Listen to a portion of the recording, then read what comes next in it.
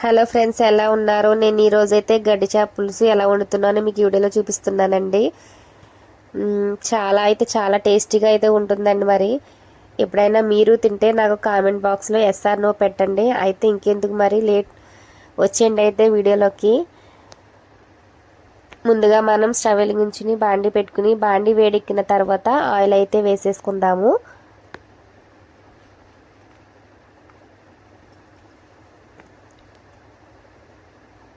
Oil వేడెక్కిన తర్వాత ఇందులోనే మనం కట్ చేసి పెట్టుకున్న 4 లేదా 5 పచ్చిమిర్చి వేసుకుందామండి.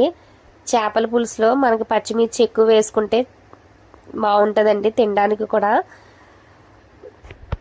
అయితే నెక్స్ట్ మనం ఉల్లిపాయ మీకు నచ్చినట్టు ముక్కలు కోసుకున్నా పర్లేదు, లేదంటే పేస్ట్ ఆడుకున్నా పర్లేదు. నేనైతే కచ్చాబచ్చాగా ఉల్లిపాయ ముక్కలు అయితే నేను కొంచెం లైట్గా పేస్ట్ కింద చేసుకున్నానండి. ఈ ఉల్లిపాయ ముద్దను వేసేసుకున్నాను. ఇది వేగుతుంది కాబట్టి చూసారు కదా, వేగుతుంది. ఇందులోనే నేను లైట్గా సాల్ట్ లేదా ఉప్పు కల్లు అయితే వేసుకుంటానండి. ఉల్లిపాయ ముద్ద వేగిన తర్వాత ఇది కలుపుకుని మనం ఒకసారి ఇందులోనే మనం కట్ చేసి పెట్టుకున్న టమాటో ముక్కలు కూడా వేసేసుకుందామండి. ఇప్పుడు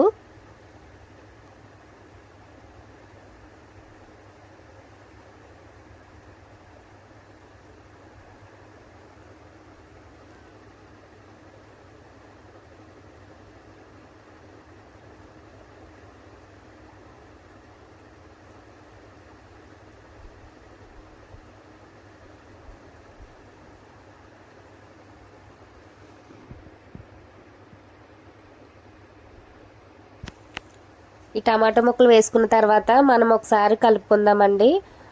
కలుపుకుని ఒక 2 నిమిషాల తర్వాత మూత పెట్టేసుకుని తీస్తే టమాటా ముక్కలు కూడా మగ్గిపోతాయండి. వీటిలోనే ఇప్పుడు నేను చేప తెచ్చిన వెంటనే నేను మీకు చూపించలేదండి. చేప తెచ్చుకోలేదు, మేము చేప వాట తెచ్చుకున్నాము.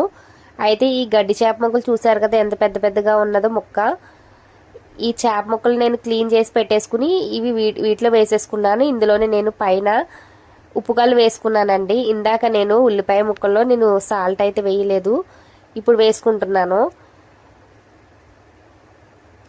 ఉప్పు కల్లు వేసుకున్న తర్వాత దీనిపైన మనం కారం అలాగే పసుపు కూడా వేసేసుకోండి తగినంతగా. నేనైతే పసుపు కారం కలిపి ఉంది కాబట్టి నేను వేసుకున్నాను. ఇప్పుడు ముక్కలకి సరిపడగా ఈ ఉప్పు కారం అన్నది ముక్కలకి పట్టేలాగా గరిటెతో కాకుండా ఈ గిన్నెని పట్టుకుని ఇలా కలుపుకోండి.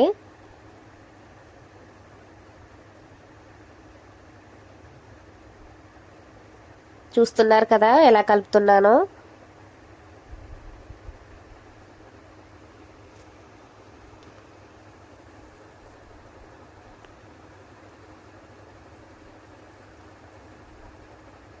చేప ముక్కలు అయితే చాలా పెద్దగా ఉన్నాయండి. మా వారు ఆటా తెచ్చారు, ద్వారపూడి నుంచి తెచ్చారండి. మార్నింగ్ అయితే ఈరోజు సండే కదా.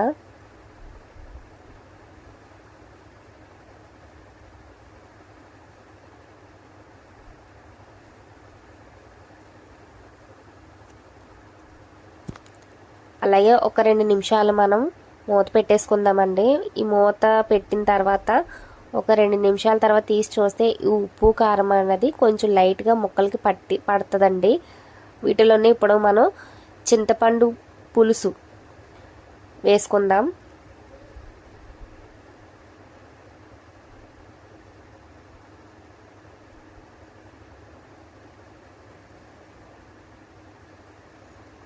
ఇలా మనం చింతపండు పులుసు వేసుకున్న తర్వాత ఇప్పుడు కూడా మనం గరిట పెట్టుకోకుండా గిన్నె పట్టుకుని ముక్కలు విడిపోతాయి కాబట్టి నెమ్మదిగా ఇలా కలుపుకోండి. దాకని పట్టుకుని ఇలా గిన్నె ఇలా పట్టుకుని ఇలా ఎలా కలుపుతున్నానో చూస్తున్నారు కదా, ఇలాగే కలుపుకోండి.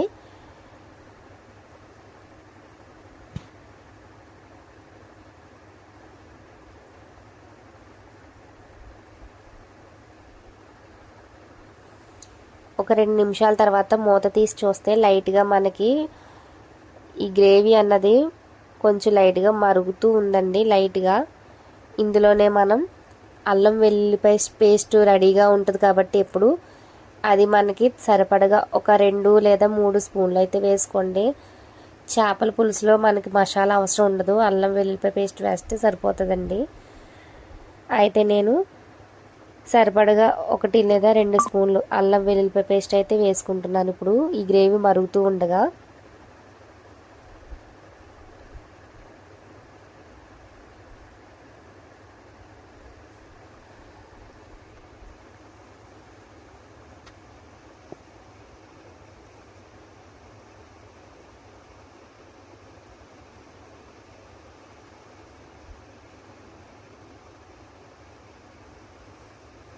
ఇప్పుడు మరలా ఒకసారి ఇలా కలుపుకున్న తర్వాత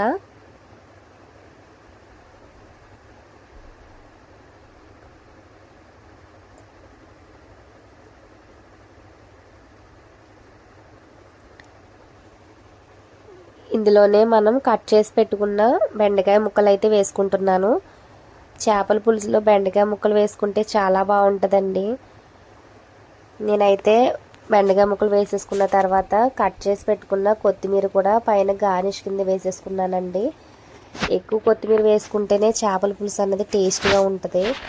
కొత్తిమీర ఒకటి బెండకాయ ఒకటి లేకపోతే చేపల పులుసు అన్నదే వేస్ట్ అండి మనం వండుకోవటం. చూసారు కదా, ఇప్పుడు గ్రేవీ అయితే మనకి మరిగిపోతుంది. చేపల పులుసు అయితే మరుగుతూ ఉందండి. స్మెల్ కూడా బాగా వస్తుంది.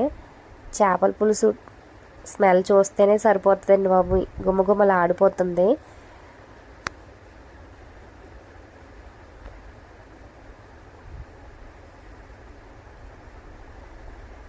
నేను మీకు లాస్ట్ వీడియోలో చూపించింది ఏంటంటే ఆ చేప వచ్చి చెరువు చేప అండి, ఇది గడ్డి చేప. రెండు చూడటానికి ఒకలాగా ఉంటాయి, కానీ దేని టేస్ట్ దానిదేనండి. దీని టేస్ట్ వేరు, దాని టేస్ట్ వేరు. చూసారు కదా, ముక్క మనకు అప్పుడే ఉడికిపోయింది.